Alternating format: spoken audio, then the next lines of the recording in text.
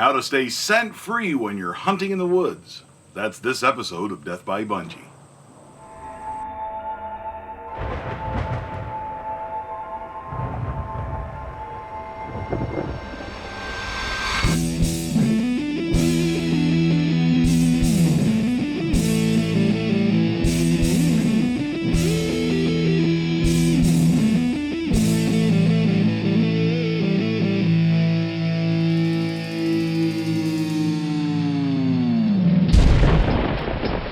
What are the odds? Now, I started this video once before, back when I was in Maryland a few weeks ago here in the early Crossbow season in September of 2016. I was hunting in conditions where it was extremely hot. Temperatures in the 90s and the heat index was over 100 degrees at one point. So naturally I was sweating a lot while I was sitting in a tree stand. Scent-free is a big, important part of crossbow hunting, and certainly when it gets in the early season like that, when it's warm, that's when it's especially critical, just because that's when you're going to sweat a lot, and that's what creates a lot of the odors that deer pick up on. So I started to do one of these videos. I shot a video while I was down in there in Maryland. I wasn't happy with the result, and in the end I ended up scrapping it. The content, I started over, made a new list of things that I'm going to talk about here today. Hopefully this video will be very useful if you are new to crossbow hunting. Hopefully you'll get something out of it. If you are an old hat at crossbow hunting, hopefully you'll get something out of this video as well. Now, I've said before, I am no expert at this kind of stuff. I can tell you that when it comes to being scent-free, I've had my own little missteps here and there. I've had my own little problems. If you've been watching Death by Bunjie, you've seen an episode here or there, probably more of them than I care to admit, where I was sitting in a tree stand and a deer kind of picked up on the fact that I was there, or I was sitting in a blind and a deer sort of reacted, and you kind of get the sense that they could smell that I was in the area, and then you could smell that something was up. If you are new to crossbow hunting, one of the things I want to express right up front is that there's a difference between being scent-free and something that is unscented. Bug spray, for example, you can buy unscented bug spray, but believe you me, the deer are going to smell that. It is not scent-free, it is simply unscented, and that just means that they haven't added any scents to it, any odors to it, any fragrances to it. That's all that means. Doesn't mean it doesn't have an odor. Scent-free, what we're trying to be as crossbow hunters or archery hunters, we're trying to be scent-free, and that means we're trying to not have any odor at all, or as little odor as possible when we go into the woods. That's the difference. The other thing I want to talk to you about right up front is the difference between being scent-free, or odorless, and a cover scent. There's a lot of cover scents on the market out there, a lot of different products you can buy that are cover scents. Scent-free, again, that means we're odorless. That means we've taken steps to be as scent-free or odorless as possible when we go into the woods. A cover scent is where you are adding a fragrance, you're adding something to your clothes or to the air to make you smell like something else. There might be some applications for them here and there, but as a general rule, I would rather be odorless. I would rather be scent-free going into the woods, as scent-free as possible. First step in being scent-free, what process do I use? With the help of my wife, who helps me with all the laundry, and I thank her very much. I've thanked her in a previous video about this. But with her help, what we do is we do all of the laundry. She does not want me touching her washing machine at all. I start with scent-free detergent. Again, Hunter Specialties, this is the Centerway scent-free detergent. There's just simply, it is a detergent that cleans. It does not have any UV added to it. In other words, it doesn't make your clothes glow, and sometimes deer can pick up on that in certain lighting situations. They do see different light spectrums than we do, and because of that, you want to use a scent-free detergent that doesn't add UV to it. If you go and use Tide or any of the products on the market in the supermarket, those all add UV to brighten your clothes and make them look cleaner. So this, you want to make sure this you don't add that stuff with this. So you don't wash your camo in regular detergents. You wash it in a scent-free detergent. Wash all your clothes in that. I wash my underwear, I wash my socks, I wash my gloves, my masks that I pull on, backpack, everything in scent-free detergent. I don't dry it on the line because if you dry it on the clothesline, it's going to pick up odors from car exhaust, from whatever that's in the environment. You're going to take the smells and odors of that environment into the woods with you, into a different environment. And again, that's only going to put deer on alert, because all of a sudden they're picking up odors. Even if it's not the smell of a human being, it's not the smell of your sweat, it's still an odor that they're confronted with in their home that wasn't there yesterday, and all of a sudden they're going to pick up on it and they're going to wonder. So you want to keep deer from being on alert. That's the goal with this stuff.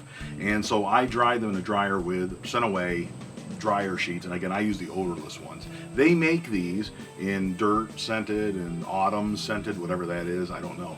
Those, to me, again, those are cover scents that I don't want to add. Those are man-made smells that are similar to what, like I'm using an air freshener in a bathroom. It smells good to you and me, but deer are going to pick up on that. I use the odorless ones for that reason. I mentioned this in a previous video, but when I am done with those clothes, the next step is to put them in unscented garbage bags. That's what I do. Now, some people use tubs. They get those Tupperware type tubs, and that's a great idea. I think probably when I'm using up all these bags, I probably will switch to the tubs, because then you can clean those tubs out, keep them nice and clean, only put the clothes in there, and only put clean clothes in there. You never want to put dirty clothes in that tub. But then you've got a nice clear tub where it's going to protect the clothes, keep them scent-free and odorless. On the other hand, you'll be able to see right in there, though, and pull out the clothes that you need. For now, what I do, I just buy a big bag of unscented garbage bags. And again, they're unscented. You don't want ones that smell like roses or any of that stuff. But put your clothes in those bags. They're easy to transport. I can throw them in the back of the car. I put all my tops in one bag, all my pants in another bag, and all the miscellaneous accessories in a third bag, and that way I can pull them out and use them as needed. They're easy and quick to get to, and they stay scent-free that way, so that's very important.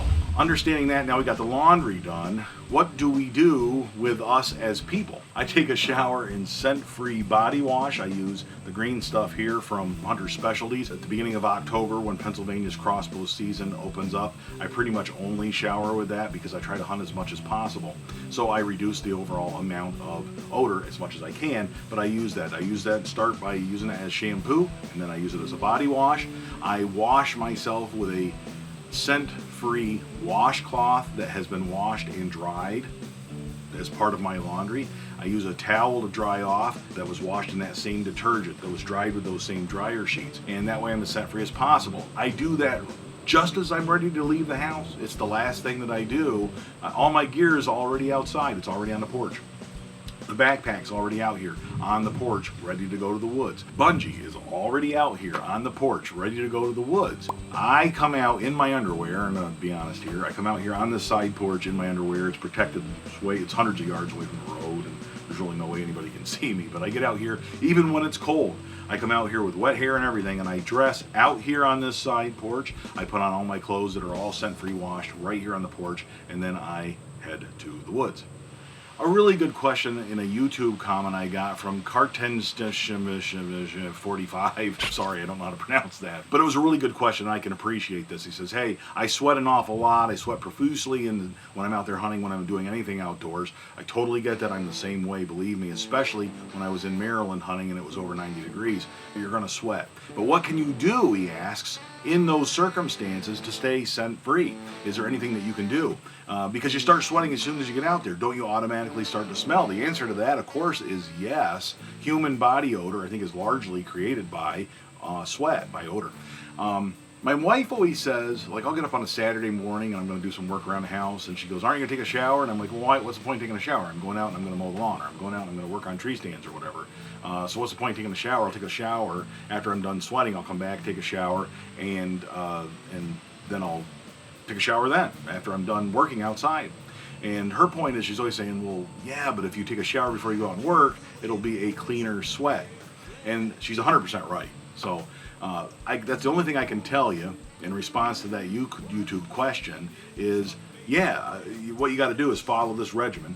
Go out there as scent-free as possible and take that scent-free shower. When you start sweating out there, at least the bacteria that's there is brand new, and it's not like yesterday's bacteria. So whereas when you start sweating, it'll start smelling a lot worse because it's activating all of that bacteria from the previous day. It's activating all of that odor. If you go out there with a clean body, then the sweat that you have will be as clean as possible and as odor-free as possible. I know from my experience in Maryland this last year, I can tell you there was a lot of truth to that. When I was out there hunting in Maryland, sweating like I did in the tree stand, even when I got back to the hotel and when I took a shower, I couldn't smell my body odor. I'm sure deer could pick up on stuff, but really I didn't smell that way. Now, if I hadn't taken a shower at all and I hadn't used these scent-free products, I guarantee I would have come back smelling like a pig. I mean, I would have smelled awful. There's no question. So there's a huge difference. If you follow this process and you exfoliate with your washcloths and you go through there and you use these body washes and all that stuff and you have scent-free clothes, you can sweat in the stand a little bit and you'll still be pretty much scent-free. You'll still be doing the best you can. The other thing you can do is routinely spray down with scent-free sprays, and make sure you spray under your chin, spray under your arms, spray yourself down good, and you'll help reduce that overall odor and you'll reduce those bacteria from building up. You should be able to maintain your scent-freeness a little bit longer. Another use for this scent-free spray, very important, you can spray down your boots before you walk out of the property. Before I leave the porch, I spray down really heavy with that, and then I leave. I put a bottle of this scent-free spray in my backpack in one of the side pockets so I can access it when I'm in the tree stand or in the blind as well. But basically I spray my boots down real heavy with that, especially the soles, so that you're not tracking odor off of the porch, odor from the house down there. The boots actually stay, my boots all season long, I leave them in unscented garbage bags right here on the porch, and I put them on.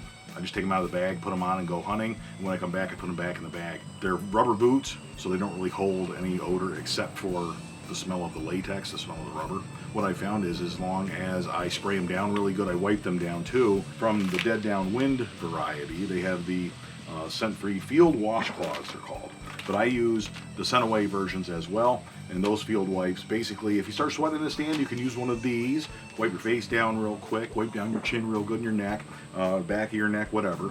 And then throw it in your backpack or put it in a baggie, maybe a sealed Ziploc bag, so that it's not going to leak that odor out and not going to, contaminate your backpack or anything like that. But basically, that's what I do. I use these things throughout the day as well if I'm out there for a long period of time. I use one of these and wipe down my equipment as I'm heading to the stand. I wipe down the crossbow limbs real quick with it, under the shooting rail of stock and all that stuff. I'll just hit it real quick with one of these, leave that here on the porch, and throw it away later. But head down there to the woods and do that as well. Very important part of the scent-free regimen. And a couple last-minute thoughts on scent-free and hunting. There are products that you can plug in that create an ozone smell, and that will eliminate odor that way. A lot of people speak highly of that, and there's some really impressive videos on YouTube about that kind of thing, but they're very expensive, and I just don't have any interest in it if you can just do this every year. This seems to be sufficient for me. There is a duffel bag you can buy that you plug in and it kind of microwaves your clothes and removes all the odors and all that sort of thing. I've seen some people using that on YouTube, and I saw that at the Field and Stream store recently on one of our trips. There are some products that are called like Scent Lock, where once you activate the carbon that's contained within the fibers of the suit, of the outfit, it somehow traps odor even better. And that's just a great concept, a great piece of technology. I think if I was hunting, so it depends on where you're hunting too. I mean, if you're hunting here where I can take a shower, go out and hunt in the morning, come back, take another shower, go out and hunt in the evening, it's real quick and easy, and I don't necessarily have to go beyond these products.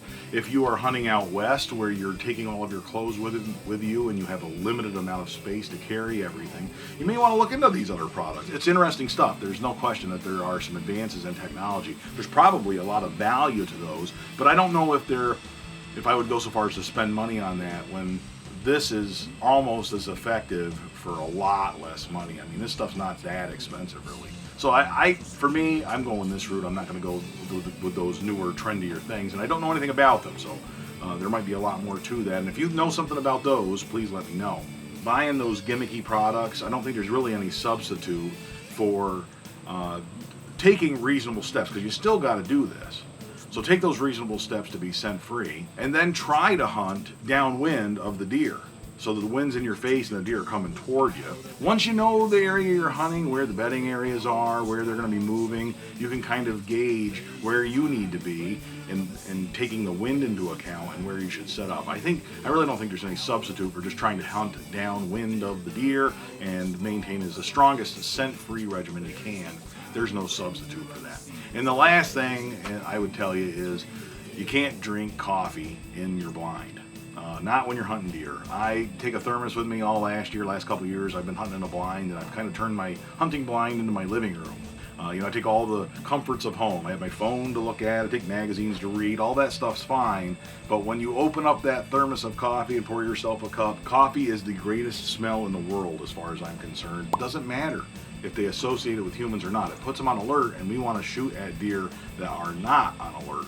So leave the coffee at home. It's hard for me to do, but this year I'm not going to take coffee into the blind with me. We all have to make sacrifices, I guess.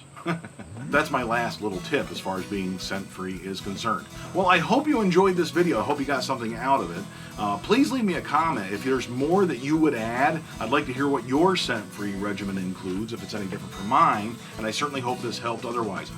Please subscribe if you haven't done so already. Check out the Facebook page. For Season 3, we're actually now going to be active on Twitter as well. I've had a Twitter account for a long time, but you can check out that Twitter account if you're into that kind of thing. I don't know how active I'll be on it, but I'm going to at least check it every day and sort of follow up with it. We'll see where it goes. So I'm having a lot of fun doing this stuff, and I hope you're enjoying Death by Bunjie, and I hope your season is shaping up nicely as we get ready to head into the fall crossbow seasons. So thanks for watching, and I'll talk to you soon, and as always, all hail Bunjie. The second state is #1 in my opinion.